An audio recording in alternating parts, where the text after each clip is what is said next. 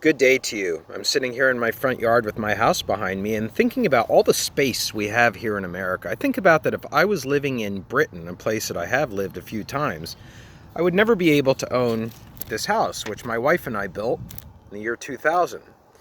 Yeah, this house has got a lot of space to it, and your place probably has a front yard, probably has a backyard. That's not the case for a lot of people who live in this world. They're living in smaller quarters. Even some parts of the US, like California, have a lot less use of space. And how does that affect our communication? That's really just one part of culture. And it's the way that I want to introduce our class today, because we're really taking on two concepts that have a lot to do with each other. We're taking on communication and we're taking on culture. And we're going to try and define them in class today. And in this instructor video, I'm not going to be covering everything in chapter 1. I'm sure you don't want that anyhow. I'm going to be using the medium of video to hit upon those highlights and to deviate into areas I want to get across from my own knowledge and experiences. So let's start off with the statement that the book starts out the chapter with, that all humans are coming from the same genetic material because the genes have been traced back to a single human being in Africa. It's kind of a mind-blowing concept, is it not? That no matter how different we look from each other in our skin tone, our body style, the way that we talk, our eyes, everything, that we could all come from the very same person. It's kind of mind-blowing. I'm not really sure that I believe it instinctively. I'm not sure about that, but it's an interesting way to start out the class. So having said that, how did we break up into so many different ways of looking different from each other, different ways of believing, different ways of eating, different ways of organizing society if we come from one person? Well, that's what we're going to try and address in this chapter. We're going to try and address it through cultural contexts. And just like communication, no matter when it occurs, is occurring in different contexts, like interpersonal communication context between two people, or public speaking, or mass media, we also can say that communication takes place within the context of culture. So exactly what is culture? Well, we do know that back to the original idea of one culture, that original one culture migrated.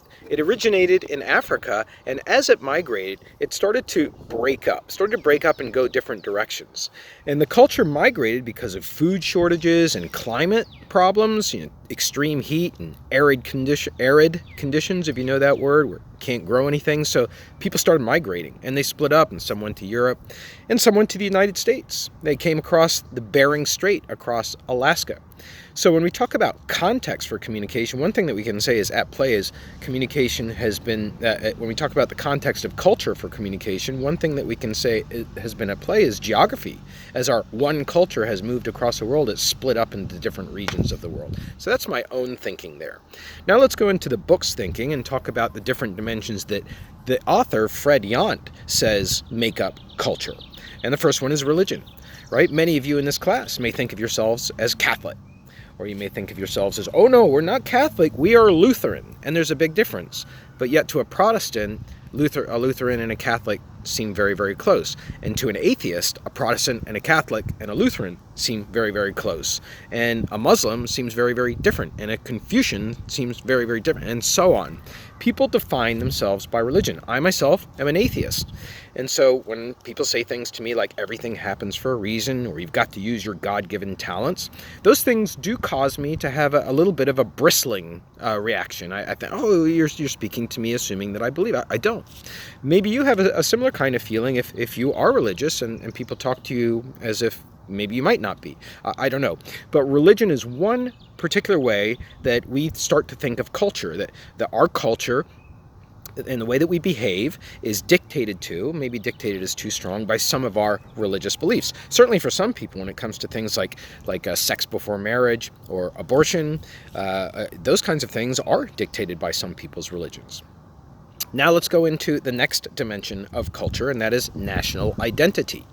National identity is basically defined by the nation state, the United States, Canada, Mexico. Those are the three nation states that are here in North America. So to what extent are you an American? To what extent do you buy American? I'm not going to buy a Japanese car. I'm going to buy American, because your identity is very much tied into the nation state that you're growing up in here in the United States. And all nation states have symbols. They have ways of exhibiting their national culture. The American flag is just one simple one for us. Even the colors, red, white, blue, those are associated with the United States. Uncle Sam is another symbol that represents the United States. And all national identities have rituals. They have things that all people or almost all participate in. We've got one coming up this summer, the 4th of July. Almost, I would say 99% of you in this class are going to see fireworks. 99% of you, or maybe a little bit less, are going to participate in a barbecue. Those are our cultural rituals. And that leads us to our cultural identity, what we think of as Americans. Here in the U.S., it doesn't come that easy to us, even though we may think it does, because we've got 50 states. And people living in California, they perceive of themselves as very different from people living in Georgia, I can assure you, in most cases. And so here in the United States, we do have a kind of a fragmentation. Our national culture is maybe not as strong as it might be for a place like Portugal, for example, a much smaller country. All right, now let's go into the next dimension of culture, and that is class. You know, class is a difficult thing to talk about. A lot of people think of it as money, whether you've grown up with money, but it's not necessarily just money. It also has to do with the kind of education that you receive. It also has to do with the kind of people in your family who also have an education, who have class, who have standings in society that are developed through their jobs, their occupations. That's what class has to do. And so, for example, one of the typical ways that we look at class is we break it down into laborers, blue-collar workers, and white-collar workers. And that can influence your culture. If you're a blue-collar worker, for example, you will, if you drink beer, be much more likely to drink Bud Light or to drink Budweiser or Coors if you're a working class person than if you are a person who is, let's say, a company executive. In that case, you might not be drinking beer at all. You might be drinking martinis. And so class leads us to hang around with others that have certain habits, certain behaviors, certain rituals, and we start to take those on. Some of you in this class, I'm sure, are first-generation college students, and how hard was it for you to break beyond what might have been kind of a class structure in your family that said, we don't go to college, but you're going to college for the first time. You're breaking free, and it's like you're crossing over into a different class. This is another way to think about culture. Next, we come to the concept of gender. And boy, gender is really a fluid term these days. I have to say, gender does not have to do with your biology. Your biology is your sex. Gender has to do with those roles that are prescribed for you based on your perceived biological identity, and those rules are prescribed by society. So, for example, if you're growing up in the U.S. and you're a boy, you're expected to play with trucks, and you're expected to like the color blue. Those are things that are just expected of you, prescribed for you. But the reason I say gender is fluid is because today we're examining gender in a very different manner. We're not examining it as you're either male or female. We're examining it as a continuum. And on this continuum, different people fall. Some people are more in the really strongly masculine area. Other people are really strong in the feminine area. Some people are in the middle. The whole transgendered movement, I wouldn't really call it a movement, but I would just say this has a much higher public profile today, in part because of Caitlyn Jenner, but also because the concept of gender is changing. We're starting to think of there are ways of behaving that are not necessarily tied to your biological gender that still make you an okay person. I don't know if I've said that in a clumsy way or not, but gender is certainly a part of defining culture. And then we come to race and skin color as the next dimension of defining culture, a very difficult subject to talk about, largely because in the United States we have such a horrific history of slavery and also the subjugation of Native American peoples as well. Living around here, you'd expect to see a lot more memories of Lenape Indians and Shawnee Indians because they occupied the Pocono Mountains. Even the Poconos is a Native American term. It's a little stream between two mountains. That's what that name is. It comes from the Native Americans around here, but you don't find much because that culture has been subjugated. We have similar problems in other race relation histories with African Americans, Chinese working on the railroads, etc. But I have to say, in my lifetime, I've seen a lot more colorlessness come into our human actions than ever before. And what I mean by that is people speaking to each other and not even seeing their color. In part, that's because I would like to think that we become more educated, more comfortable with each other, but I also think it's because we have so many more multiracial people today. Races, so-called races combining, and people ending up not identifying with either Hispanic or African American or Caucasian. They're just a mixture of people. And skin color is a big part of that. The book talks about skin color as being used to identify people in different ways. I'll leave you to check out that material on your own. It's very personal, and that's why I'd like you to both read that material and think about your own skin color as you read it. And I can think about mine because the next element of culture that's talked about in the chapter is white privilege. And that's recognizing, it's not too difficult to recognize that there has been a privilege for white people in the United States, yes, and other parts of the world as well. The privilege has been created by military might. It's been created by economic power structures that were not equalized. It's been created by, at times in our history, observation of others as being less than equal. It's not something to be proud of that my particular race has been on unequal footing with others in the past, and that's something that I seek to change every day in my classes. In fact, we're going to be interviewing an African American for a potential adjunct teaching position in our department, and I'm pursuing that so that we can add some diversity to our department that's badly needed.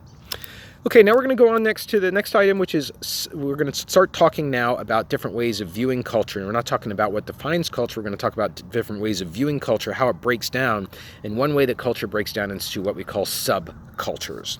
Subcultures operate with the dominant culture, but they still share a lot of the traits of the dominant culture. For example, if you go to Chinatown in Philadelphia, that most definitely is a subculture.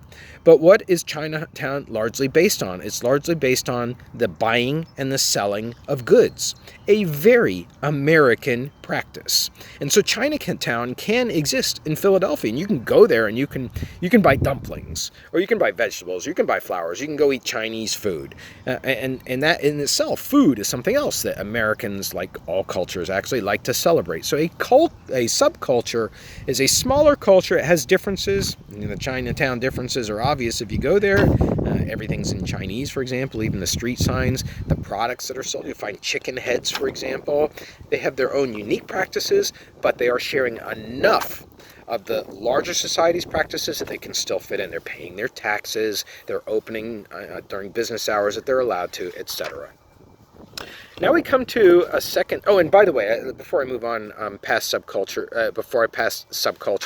I want to talk about how there are subcultures themselves break up into smaller dimensions as well. It's getting confusing here, and at some point you can say, how many people has to be enough people to constitute a subculture versus a culture versus the next item I want to talk about, and that's co-culture.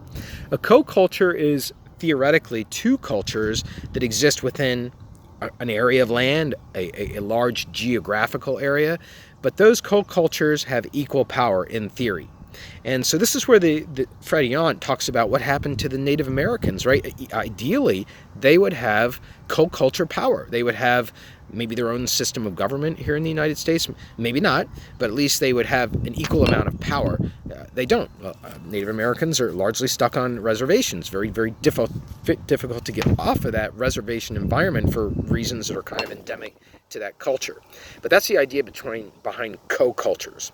We can say at ESU, for example, there are co-cultures. You could say men versus women who are professors. So you've got male professors, and there are at times which men like to hang around with each other. I went to a baseball game with 3 professors last week. We were just being guys. There were parts of it that we did things that females wouldn't do, the way that we talk, and profanity that was used and that kind of thing.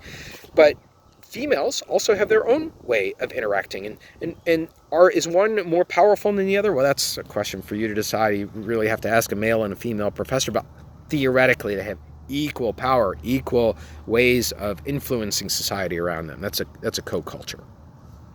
Another dimension of subcultures is ethnicity. Now, ethnicity we often confuse with race. Race and ethnicity are not the same, although race can have an ethnicity to it, and an ethnicity can have a race to it. An ethnicity is a shared heritage and customs. So when we perceive that we are part of an ethnicity, we are doing customs that are very important that cannot be deviated from. Like if you're Jewish, for example, that's an ethnicity that has certain customs about it, particularly with the pig. You cannot eat the pig. It's swine. If you're a certain denomination of Jewish religion, it's a religion, but it's also an ethnicity because it's not based so much on the way that you look or where you are. I mean, there are Ethiopian Jews, there are Russian Jews. It's based on heritage and customs. Now compare that with a subgroup. So we're looking at subcultures. We've got co-culture. We've got ethnicity. Now we're looking at subgroups. Subgroups are really, really tiny groups that are defined by memberships. And the membership is not where you pay a fee. It's not like that. It's that you are admitted into the group. It's not like you can freely join. So for example, a company that you work for, you're admitted into it because you're hired for it. It's not something that you can just freely walk into AT&T and sit down at a desk and start working away. So subgroup memberships are smaller, and some of them have, again, different values and customs and ways of behaving than larger groups, but these are really tiny at the micro level. It's like the PTA. It's like the Boy Scouts. It's like WESS Radio, which I belong to. These are subgroups. All right, so that wraps up culture. Now let's move on to the second big term, the second C word today. And didn't mean to say that, right? Maybe that's something about our culture, right? That term, C word, has something very, very specific to it. But in this case, I'm using it to mean communication. So communication has two functions for culture and intercultural understanding. And that's why we have this course based in the Department of Communication. Those two functions of communication are, number one, to help us learn what the appropriate behaviors are when we go to a country. Like when you go to France, you never walk up to a person in a shop and say, "How much is this?" Oh no, that's so wrong. You always say bonjour, hello. And maybe you say, "Comment ça va? How's it going?" And then you ask. That's always what you do before getting right to things. That's an appropriate behavior for France. Similarly, in Mexico, when a person waves at you, wave back, because you are wishing them good health according to their customs. So if you don't wave to a smiling Mexican, then you're also not wishing them good health. So we talk about communication, we talk about Mexico, we talk about France to learn what those appropriate behaviors are. The second purpose of communication is so that we can get different identities to interact. We've already talked about how there's basically one culture, if you believe that, if you accept that, that's split off into many, different cultures around the world. And those cultures often have their own identities. It's what makes them unique. Try and call a Canadian an American. They'll be like, "Whoa, no, we are not American," even though relatively speaking, they seem a lot like us. They have their own very specific identity. And so communication's job is to get those different identities to interact. And we do that through a bunch of different ways, which I'm actually going to talk about in a few minutes here, the media of communication, but that's what communication is designed to do. Now, the definitions of communication have differed. There are many different definitions, but the book chooses to focus on two general orientations. You've got the Confucian definition, which also might be seen as an Eastern definition of communication, a Chinese definition, Korean definition, which says that communication is about patriotism, it's about honor, it's about duty. So, for example, families in China, you will often find the grandma and the grandpa living with the parents. You often find the great-grandma and great-grandpa living with the parents. You often find the children living with the parents. You often find, if there are grandchildren, living with the parents, all living in the same area, because the duty of a Chinese citizen is to care for your family, to care for your family, even if it's inconvenient for you to have your mother requiring you, bringing her, if she's laden in bed with a sickness, you have to sacrifice your Friday night to serve her. That's duty. That's part of a Confucian definition of communication. So the respect of your mother, not arguing with her about going out and staying. We don't have that so much. We don't have that much so much in the United States. We have a different way of viewing communication. Our view of communication is more Western versus Eastern. And Western puts more emphasis on communication as being what's necessary for the individual. That's why our language, actually, in the English language, a lot of our sentences, when we speak, we use the word I, because we're focusing the entire sentence on ourselves, beginning with the very first word. And so communication is often very self-led in a Western society. Again, my own thinking, which departs somewhat from the book. Now let's go on to the components that make up communication when it comes to the media for communication. So we've got human communication. That's obvious. That's our preferred dimension of communication in the field of communication. We want to be able to be opposite people, to be able to look them in the face, to be able to feel them, to smell them, to hear them, in not necessarily literal senses, but to really be aware of a person's presence. But this has really been diminished today by social media. We have people that come to ESU as freshmen, and they're absolutely afraid to be in class settings around other human beings, because they're so used to their eyes being just 4 feet away from whoever they're talking with, which is really a phone. it's got a face on it if it's FaceTime, or if you're watching Facebook Live, or those kind of ways of communicating using your phone. But mostly you're like this in your world. Your world is here, for most of the day. You don't even see, the surroundings around you today, when you're on the phone. So anyway, human interaction is what we prefer when we can get it. That's why we actually have some classes in our department we say we'll never offer them online. They have to be done in person, like public speaking. All right, next up is the communication of the phone. I've already talked about that to some extent, but let's also just make the point that the phone has also complicated lives, right? It's really, when you send a text that somebody doesn't answer, when somebody subtexts you on Twitter, if you know what that means, makes a statement about you that's not obviously about you, but you can tell it's about you. When somebody's battery goes dead and they can't get in touch with their parents, when somebody puts a picture of you on there that you didn't want a photo of you, and you're worried about other people seeing, all of that is making life very, very complicated today. Of course, there are wonderful benefits to the phone. I'm doing my whole lecture on my phone right now. As I go out for breakfast a little bit later, I'm going to making phone calls about what kind of plants certain nurseries have, because that's what I'm going to be doing this weekend. I love the phone, don't get me wrong, but it has its limitations that we've got to recognize. And so does the internet. It's another way of communicating that affects our culture. If you look at the book, there's a lot of data on which countries are using the internet the most, and you might be surprised to find that it's Britain. That Britain has an identity that actually relates back to using technology to learn about life. Not so much to be entertained, but to learn about life. By that I mean, if you watch TV in Britain, you're going to see a lot of documentaries, really interesting documentaries. You're not going to see so many sitcoms, and you'll see some, but not as many. That's because Britain's really interested in learning, and so it's no secret that they use the internet probably for that. And more people are using the internet than Americans, but the internet is a way that we're communicating. It's also helping us learn about other cultures. I'm sure that you've hopped on YouTube and you've seen people from other countries, and you've learned one thing about another culture, whether it's India, for example. You've learned something from the internet. Also, to make the point, though, when you look at cultures across the world and language, because language is a very big component of culture, it kind of skipped over, even though the book talks about how in Africa there are languages that exist today that are just clicking sounds. That's part of their language. That's actually communicating. And I myself went to Africa, and I went through Ghana, and there are languages there that are only oral. Only oral. No written language. Can't read a newspaper. Influences the culture, right? So despite the fact that across the world there are many languages, with the most commonly spoken language being Chinese, followed by Spanish, and then English in the third position when it comes to amount of people speaking, despite that, on the internet, the language that is used the most is English. So you've got to have that language skill if you want to participate in the larger culture of the internet. And then that finally takes us to our last point today, talking about communication media, which influence culture, and that is social media. I've alluded to them somewhat so far, but social media are fundamentally changing the way that we are interacting with each other across the world. Political movements are going across Facebook all the time. Today is primary day in Pennsylvania. I have so many friends posting what they're intending on doing with their vote and urging me to make my vote. Social media have an intrusive influence on our lives. We've already talked about that with a little bit with the phone, but think about the preoccupation you have with jumping on Twitter, or more likely on Instagram, and seeing if your photo got liked. And if it didn't, what is that doing to your mood for the day? The same goes for Snapchat. Same goes for really all the social media.